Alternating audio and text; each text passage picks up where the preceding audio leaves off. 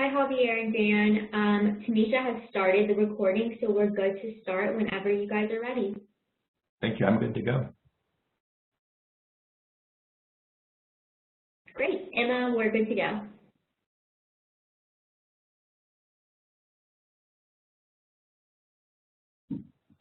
Hey, everybody. Thanks for joining us today. We're going to be talking about media outreach today. My name is Javier Solano. I work for MP&F Strategic Communications. We're the national communications contractor for Job Corps, and we're responsible for creating the program's national recruitment materials and coordinating its national advertising campaign. We also manage Job Corps' social media accounts on Facebook, YouTube, Instagram, and Twitter. And we offer regular trainings like this one to make sure that staff have the tools and resources you need to support your recruiting efforts. The webinar today should last about 45 minutes, and we're going to leave time at the end for questions, but feel free to type a question in the chat box at the bottom of your screen at any time. We'll have someone monitoring the chat box throughout the webinar. I understand some of you on the line may be longtime Job Corps veterans, and there may be a few of you who are brand new to the program. Either way, welcome. We hope you'll learn some valuable information about what resources are available to you. Before I get started on the topic, I wanted to kick things over to Dan Weeks from the National Office Communications team, just to give some introductory remarks about this topic. Thanks so much, Javier, for including me in the training, and thanks to all of you for being here. As Javier said, I'm Dan Weeks, the Director of Communication in Job Corps' National Office. Just want to talk just for a brief second about how perfectly timed this training is. We all know that OBS and growing our numbers is a key priority as we kind of keep coming back from the pandemic and as we've launched Job Corps 2.0. And we believe on my team and in the National Office that engaging with local media can be one of the best ways to boost those efforts. So I know there have been many questions in the past about how centers can use media, what clearances are involved, and who has to be involved in that process. It's been a little murky. So the training today will answer all those questions and more.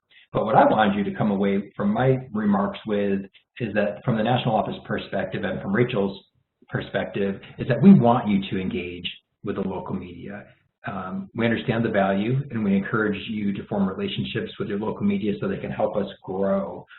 Positive exposure can significantly help your outreach and admissions efforts and really help us get the word out about Job Corps being a student-centered program, a destination of first choice, all those things that will help grow our numbers. So the timing is perfect. So I just wanted to recognize this shift. I know it's been a little bit different in the past. The current leadership is now very much in favor of prospectively going out there and getting involved in using the media. So please be engaged in today's training, ask questions, get comfortable with the process, and use this tool to its maximum value. And if you need help along the way, the team at MP&F that Javier just spoke about and I are all available for that very reason. So don't hesitate to reach out, and good luck. Enjoy the training. Thanks, Javier. Thanks, Dan. So there's your green light, everybody, as long as you follow the process, and we're going to talk about that in a moment. This PowerPoint is going to cover a lot of info. We're going to post it on the Job Corps Materials Marketplace so that you can download it for future reference after we're done with the training.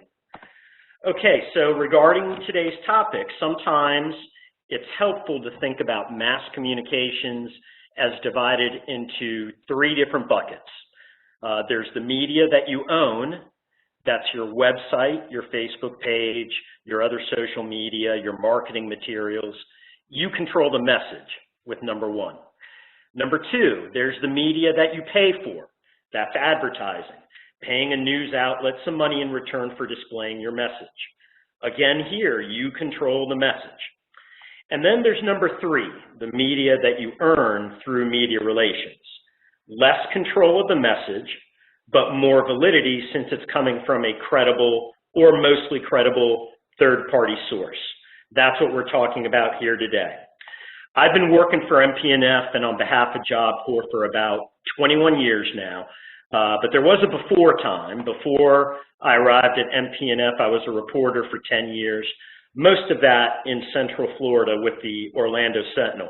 The subject matter today is where my two careers intersect, the subject of media relations. I've been on both sides of the phone as a reporter covering the news and as a communications pro working with the media to try to get positive coverage. Here's a look at what we're going to cover today. We're going to start with a quick review of the rules of the road and how to work with the Office of Public Affairs. Then I'll give you a quick pulse check of the media, basically the state of the media in 3 slides. And then from there, we're going to get into some strategies and specifically how to play this game in the modern age, where you have many, many media outlets, but few with the resources they used to have. And then finally, we're going to close with some do's and don'ts. With that, let's start with the Office of Public Affairs and the approval loop. Basically, this is the process. Okay, the rules of the road with media outreach. This is going to be a quick review for most of you. If we have any newcomers on the line, the Office of Public Affairs is the media voice of the Department of Labor and the primary point of contact for any media inquiries or media relations with regard to Job Corps. But most local media covering Job Corps are going to start by contacting you, contacting the center, not the Office of Public Affairs. So let's take a look at what the PRH says about media contact. When the media calls, or before you call them, here's a look at who needs to know, at minimum. More folks and more agencies may get involved depending on what it is, but for most media inquiries, this is the progression on the screen. You get the call from the media. You notify your leadership on center. And if it's required for you, you may want to let your corporate office know as well. After that, your leadership on center notifies the regional office. In most cases, this is going to be your program manager or whoever has oversight for your contract at the regional office. Then the regional office notifies the National Office of Job Corps and the Regional Office of Public Affairs officer. In most cases, if not every case, that regional public affairs officer works in the exact same building as the Job Corps regional office. Now, this isn't you making all of these calls. Your end of it is usually over after you tell your director and then fill out a form. But when that call or that email comes in from a reporter, save it and share it with your CD. If this is coming to you over the phone, that means you've got to take some notes. Write down who it is, who they work for, why they're calling, and what they're working on. Basically, any deadline information if this reporter is on a deadline. The key takeaway here is when you get a call from the media that was not solicited by you, tell your CD and go through the proper channels to tell OPA. The proper channel is the regional office. They're the ones who contact the Office of Public Affairs along with the national office.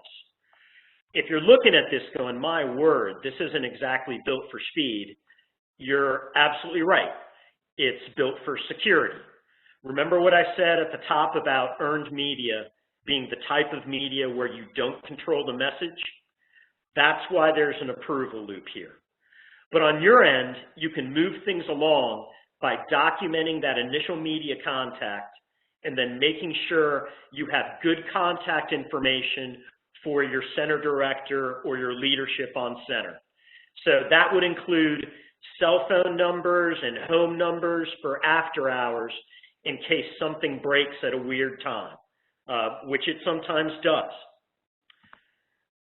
All right, so let's pretend you got a call from a reporter that you weren't expecting. And as usual, the reporter wants information and interviews right now. You're not going to give that to him or her, not just yet. What you should do instead is take down the basic information and get back to the reporter as quickly as you can. But don't do the interview right there and then. You want to find out the basics first. What's the story about? Who do you want to interview? What's your deadline? Basically, what I'm describing here is a mechanism to buy yourself some time. Most reporters are going to understand that you don't speak for the government and that you may need to turn this over to somebody who does, especially if it's a crisis. And all of that is the truth. You're going to need to resist the urge to provide answers right away. So this is where you pull out that response that comes when, maybe it's your mom or a sibling calling. Hey, I'm running to a meeting. Can you tell me what this is about? Or, hey, I can't help you right now, but what's your deadline and what are you looking for? I'll get back to you ASAP. Or you can do it the old-fashioned way and let the machine pick up. There are many ways to do this. Just buy yourself some time so that you can notify your leaders and so that you or they can prepare a little bit for the questions that are coming. Collecting the information you see here on the slide is going to be very helpful to your center director and also to the Office of Public Affairs. In fact, a lot of the regions, in fact, I think every one of them, build out a form for you to do this. And it includes things like, hey, you've got a visit coming from an elected official and you're asking for permission to tell the media about it. This is all about streamlining and speeding up the approval process, making it easy for the OPA to say yes. A form, if it doesn't come from your regional office, it should at minimum include your name, the name of the media organization and reporter, your center's name, what the story is about, and any deadline information. Okay, so why do we have this approval loop? Why do all of these people need to know? Part of the answer here is what we already covered, that earned media involves a little bit of risk since we don't control the message. So we need to be careful. The rest of the answer about why we have this approval loop is that Job Corps needs to protect the centers and the students, some of whom are minors, with regard to Privacy Act concerns. Also, the Office of Public Affairs and the National Office sometimes have the benefit of seeing the whole board. In other words, they can see some things maybe that you can't see at the local level. So sometimes that means that they can see a predatory piece of reporting coming before you can because they know this reporter and they fielded the same request from a couple of other different places. Sometimes it means that the OPA can add value to a certain special event or a visit from an elected official because they know a little bit more about the national director's schedule or even the Secretary of Labor's schedule. And they know that that person might be in your area at around the same time. So I would see this loop as something that helps both you and the OPA do your jobs. One thing that makes it harder for the OPA to do its job is surprises.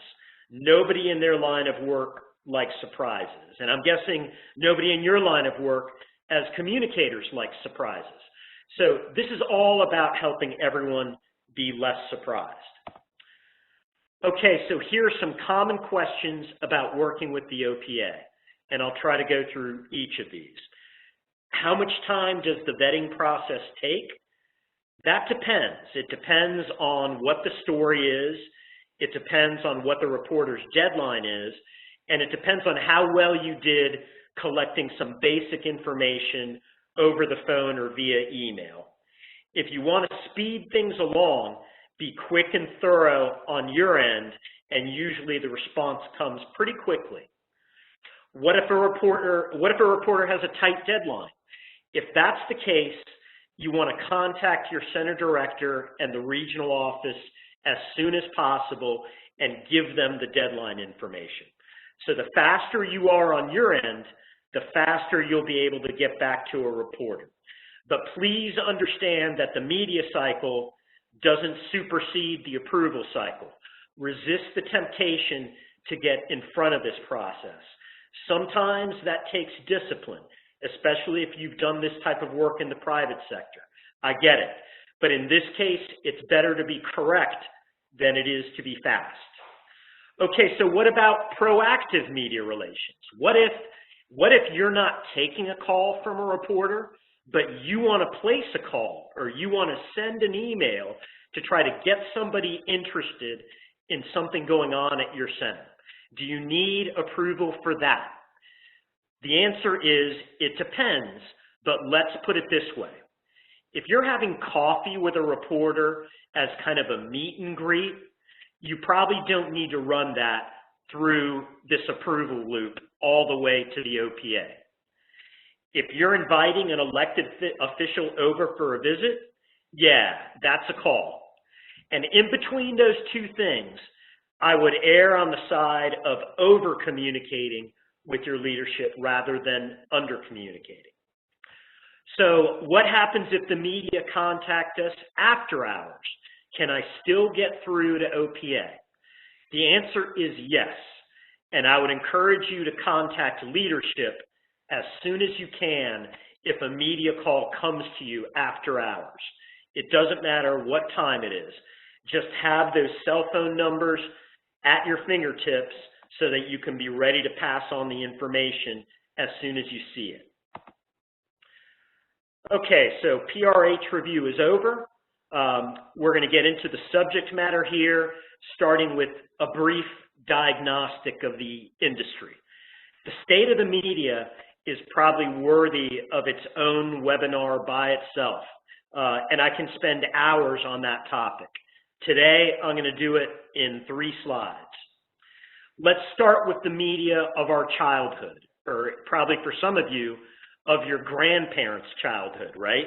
Yesterday's Giants, 3 TV channels, maybe 4 if you had a UHF. You actually physically got up to change the TV. Your hometown had a daily paper, and in many cases had more than that, 2 or 3. And everybody in your town read it, or at least a section of it. My section as a little kid was sports. Some characteristics of this group: they were knowledgeable, they spoke to large audiences, they were very influential with the general public and government leaders. In effect, most of the country was watching, listening, and reading the same stuff. Well, that was yesterday. Let's take a look at today. This is today. The news is fragmented into many different specialized streams. Instead of subscribing to the old daily newspaper to get my sports info, maybe I subscribe to The Athletic instead. More outlets today, not necessarily more reporters. And by reporters, I mean the people who actually dig for the news and not just comment on it. There's a lot of commenters in the digital age. The news cycle today is 24/7, so you can forget about the 11 o'clock at night deadline. It's basically whenever you can post your story. And there's constant sharing across social networks where stories can take off and truly go viral. This kind of system, because of so many specialized streams, it's susceptible to echo chambers. People tend to gravitate to the media that reflect their own point of view. And added to all these logos on screen, note that if you're listening to this and you've got a YouTube channel and a Twitter feed, basically you could be a member of the media too. You know, all these media, these new media that we're tracking, it also includes individuals, right? So to the extent that young people, our target audience, are getting the news at all, they're getting it either from their friends or through social, which doesn't cost them a thing. And the average used to sustain newspapers and make them virtually cheap to buy, you know, maybe a quarter. Virtually all of that has left the barn and gone to social media companies. And as a result, a lot of those old newspapers have gone away. This is a map from the University of North Carolina's Journalism School, which has been tracking the contraction of the newspaper industry for many years now. Since 2004, some 2,100 newspapers have closed, and those closures impact 1,800 communities across the country. Between 2005 and 2020, about a quarter of all U.S. newspapers and half of all local reporters disappeared. Okay, so one question would be, so what? What's the danger? What do we lose when we lose local media? Some of the impacts are a loss of civics, lower engagement with local issues and elections, more attention to national news, where the polarization is nonstop, and add to all of that, fewer opportunities to engage mainstream media reporters on Job Corps because there are simply fewer reporters and they're stretched thin. So instead of one beat like education, reporters might be balancing 3 or 4 depending on the size of their publication. So despite all of that, I think you should take the shot, as Dan mentioned at the top, and invest some time in media outreach. And here's why. It's one way to build some credibility. Yes, the consumers of this media are way out of the Job Corps eligible range, and you should be aware of that, all right? We're not talking to 16 to 24s here. We're talking to the adults who influence them. And this sort of communication is a definite influencer on that audience. So don't worry if only 15 people saw the story, because maybe they're the right 15 people. And once you have the link on a publication, once they put their new story up, you can grow that audience by sharing it with your network and sharing it with lots of people. Okay, obviously there's a need, right? We've got empty beds, so every little bit of positive outreach helps. And I think it's good to know that Job Corps has some built-in advantages when it comes time to pitch the media. A, you represent a hard-to-reach audience, 16 to 24s. You are the intersection of education and the workforce, both very much top of mind in today's news cycle. So you've got the option of pitching education reporters or pitching business reporters.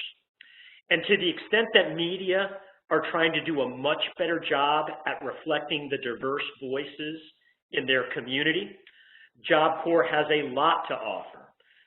And that includes good video and audio, which are important to especially TV and especially radio, if you're thinking in terms of NPR. And last but not least, you have a lot of great success stories, people who come from nothing or come from meager circumstances, and they're making something. The homeless, foster kids. Everybody loves a comeback story, and you all have a lot of them. One note on setting up student interviews, if you get to that part of it, once you have approval, I would advise media organizations and know on your end that Job Corps prefers student interviews with students who are not minors. In other words, keep that sort of connection to ages 18 and older. If they're 16 or 17, that requires a separate approval. Okay, I started with all the dry stuff, the approval loop, because it's very important. And maybe it's hard to appreciate how important that is unless you've been in a crisis. When you've got hundreds of young adults in a residential training program, whether you call it college or Job Corps, you're never too far from a crisis. But you're also never too far from these amazing inspirational stories, right? So media relations is a mixed bag. It's pitching the good, your success stories and events, and mitigating the bad. It's a very important job. So yes, OPA is the public voice of Job Corps and they handle the messaging, but that doesn't mean you don't have a voice, and that doesn't mean you can't enable opportunities through proactive media relations. There's some of you on the line who are real experienced in this area, and there are others who might be learning this stuff on the fly. So to help both groups, I'm going to run through 5 things I would do if I was sitting where you are, in my first day on the job in charge of center communications, or if that's one of the hats that you wear, talking to basically BCLs or OAs that have been tasked with this duty. The first thing I would do is know who I'm talking to. So this is just about building a media list. And most of you probably have this already, but if you don't, I'd encourage you to make this as detailed as possible. This isn't just a list of names and email addresses. If you set it up the right way, this document is going to guide your media relations efforts moving forward because it's going to include a little bit more detail. What are the best times to reach the reporter? How do they like to be contacted, email or phone? When was the last time they were on center, or have they never been on center? And if they have written a story about Job Corps in the past, what did it look like? Was it positive or negative? And you can even add some personal detail there. So what we're talking about is a spreadsheet, right? And it's easier to focus your attention strategically if you're looking at all of it on a list. It's easy to take a look at who's never been to your center. And if they've never been to your center, you've got an easy excuse for a little bit of outreach, right? How would you like to go on a tour?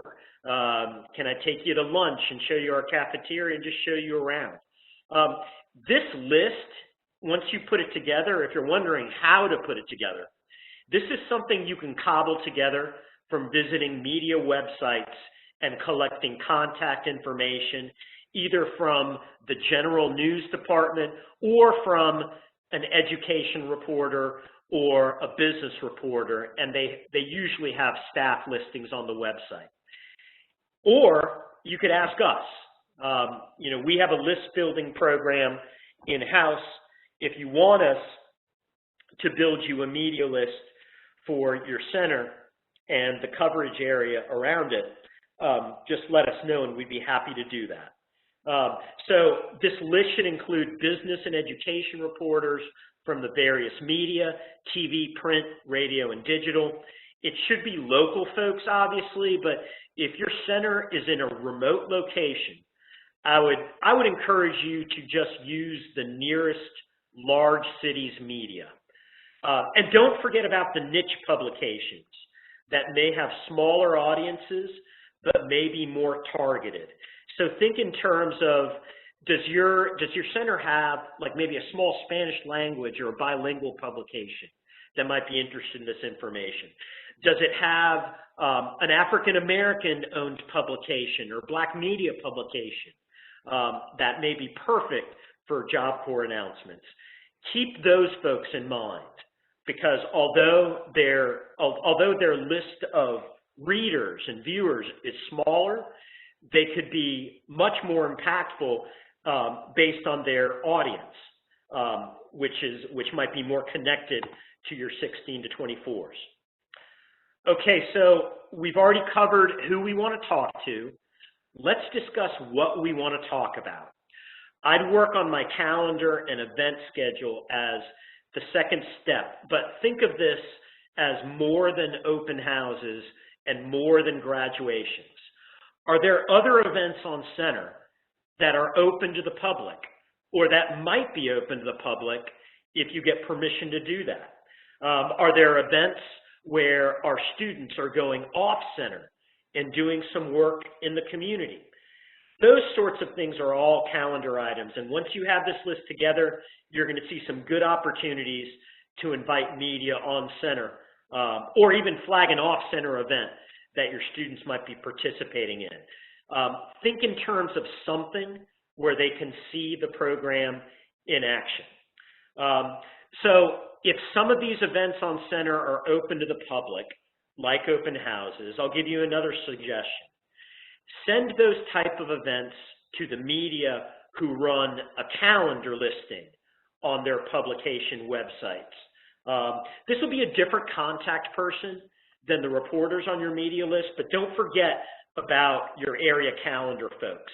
It's not going to be a big list of things that are open to the public, but if you've got something, some of those calendar of events and things to do around town, Those are some of the things that draw the most eyeballs in your local area.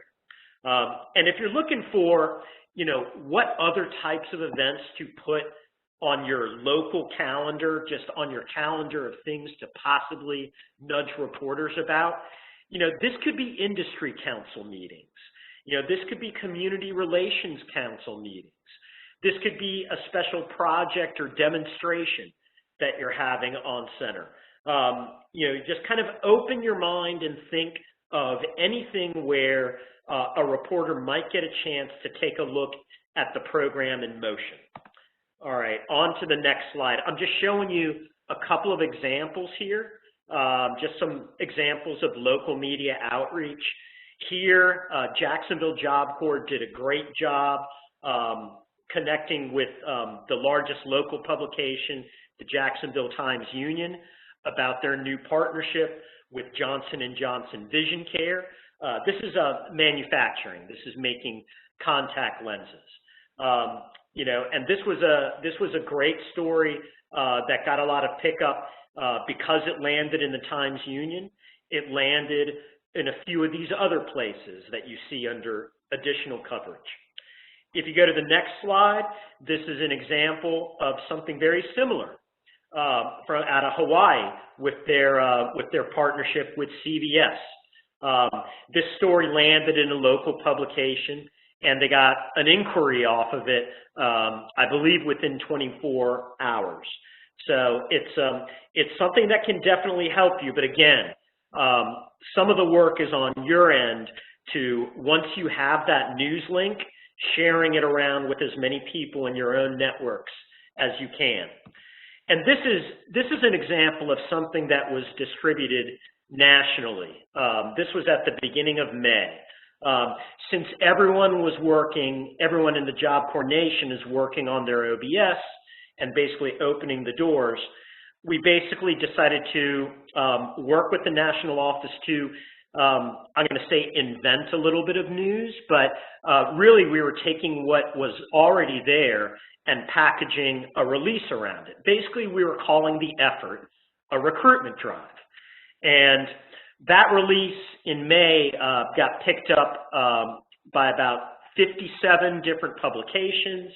That UVM is unique visitors per month if you add up the audiences of all those 57 locations. So we're not going to have a chance to do many of those, but that's an example of something where we did a state-specific release in each of the 50 states and in Puerto Rico. All right, moving on to number 3. We're moving on to success stories here. We're moving from events to people. Before you reach out to media, I'd have a good handle on my success stories. These could be your best graduates or your best students currently on center, the ones with maybe the most compelling personal stories, the ones who are very engaging and excited about their Job Corps experience, the ones who are local to my media targets. So what I mean by that is, if you've got a student, all of your students are residents of your city by the fact that they're on center, right? But if you've got a student who is not only training at Job Corps, but is from the city that that person is training in, coming back to Jacksonville. If they're a Jacksonville native and not just going to the Jacksonville Job Corps Center, that kind of local tie will help you a little bit if you're pitching somebody on a feature story. So how do you define success? Really, this is so subjective. I put some of the tells in that 4th and 5th bullet on this slide. Let's just say this isn't going to always be your SGA president. And if you're highly organized, I think there's an advantage to organizing all these things as profiles in a folder, or even you keep a slide deck, because these things make great success story slides. Just little profiles where you can reference these things at a glance. One way to look at these profiles, your answer to the question, why should my center stay open? You know, the national office asks MP&F from time to time if we know of a success story in a particular market. So on your end, I would have these ready as you're going down the path of media relations. Have these ready and expect the question to come. Okay, so how do these success stories relate to media outreach? There are times, not often, where you can turn them into news releases or turn them into a pitch email. But oftentimes where these come into play is if a reporter is coming on your center, knowing who you're going to connect that person with, because inevitably they're going to ask to speak to a student or graduate. This is so you know where to go. It's also great for any type of an OA presentation if you can speak about specific people and not generally speaking all the time, right? So, so this helps you for tours. It helps you for presentations. You know, and I would have these folks ready so that even if a reporter comes on your center and they're not necessarily coming on the center to do a feature story, but if you introduce them to the right person and make an introduction, the reporter is going to leave with a story idea, maybe one they weren't expecting. You know, we tend to focus on success stories at MP&F because nothing sells the program like a successful student or graduate. We know that because we ask the target audience, 16 to 24s, over and over again, and their response is that they want to hear from their peers, which makes perfect sense. You know, and this is an example of what these profiles can look like. Just some basic information that you're collecting about somebody so that they're easy to read. And all of this stuff can make for a great slide on a PowerPoint. Let's move on to the next slide, Emma, just so we can see what that might look like. It doesn't have to be any deeper than this. I'm just pulling out a real example at a Shriver. This is the sort of thing you can do and use it in your outreach, or use it just to be organized on your end so that you can keep these success stories basically in your inbox and shareable at a glance. So let's move on to the next slide. This is number 4, okay? And this sort of thing was a lot easier about 20 years ago, okay? When media reporters were divided into discrete beats, there were more of them, and they had more time. Reporters today, well, they just don't have the time that they used to have for the things that they used to do. But I'll tell you this, they've got time for a good story, they've got time for lunch, and if they're an ed reporter or a business reporter and they've never been to your Job Corps Center, they've got time for that. So some of this is, you got to be a little judicious on your end and try not to blast every little thing in their direction, because the more you send them stuff, the more you blow up their inboxes, the more they start to tune you out a little bit. But if this is an introductory email or it's a first contact email, you know, you are totally in bounds to send an invitation to lunch or an invitation to a quick tour on your center. You know, and if you're living in one of the regional office cities, this is going to be a small group of you. But if you're in Boston, Dallas, Philadelphia, etc., you may want to extend an invitation to your regional OPA rep to get that reporter, or I mean that official on center so that they can have a better idea how Job Corps works and so that they get a better understanding of your world. I would definitely make the invite and don't assume that that OPA rep has been out to your center, because that's a good relationship to develop too. So why would a reporter want to develop a relationship with you? Well, because you offer a window into some subject matter areas that are really important to them, including the resurgence of vocational training. This is everywhere. Workforce issues, very top of mind right now. Education issues, or simply a window into the 16 to 24 age group. Lots of reasons. You definitely have something to offer. Okay, so number 5. What if you've done all of these things and you don't get a response from your email? Your pitch falls flat, or the reporter isn't interested in your release. There's some things you can do. It's never a dead end. You do have opportunities within earned media to tell your own story in your own way. So here I'm talking about letters to the editor, guest columns, op-eds. Print media is increasingly dependent on community voices, both as an outreach tool to drive their own engagement numbers and perhaps as a necessity because their own ranks are dwindling. So in either case, this is an opportunity for you. And when I say you, this could actually mean you.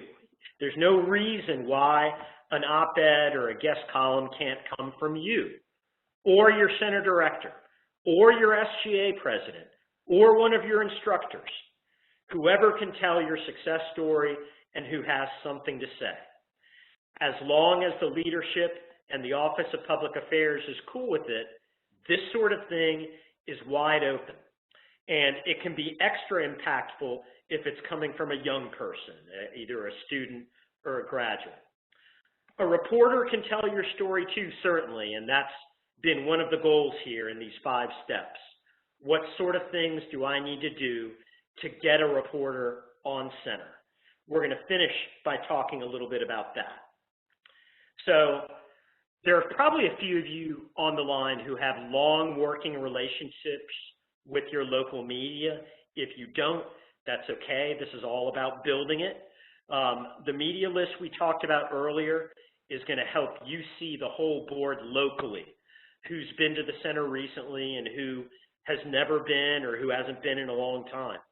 You can run through that sort of media list one at a time, inviting folks to visit, or using an event or even lunch as the hook.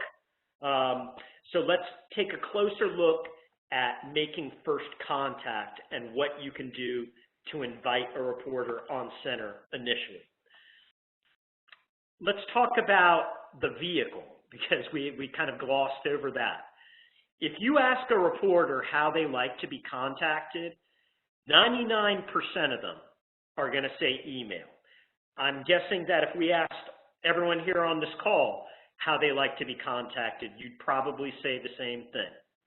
I'm including phone here as an option because that's sometimes useful to break through if you feel like you're getting nothing, or if you feel like, oh my God, this is one email in about 150 in your inbox, and what I'm contacting you about is really, really important. So I'm leaving you a message. All right. So, reporters with huge email inboxes, that's even in the small markets, right? So this is where making your email count is important. Things that'll help you: a really good subject line, a short invitation message. So if you want to play like, if you want to pretend you're doing a little teaser on TV, or a teaser for a radio spot that's about to come, a lot of the language and that sort of thing is the same thing. You're basically trying to use something in your subject line that says, that's interesting, tell me more. I would be very careful about attachments, maybe include a link to a photo or a video in your email text if that's helpful to you. And of course, if the reporter knows who you are already, that's going to help it get read. And again, use phone if you need to cut through the clutter.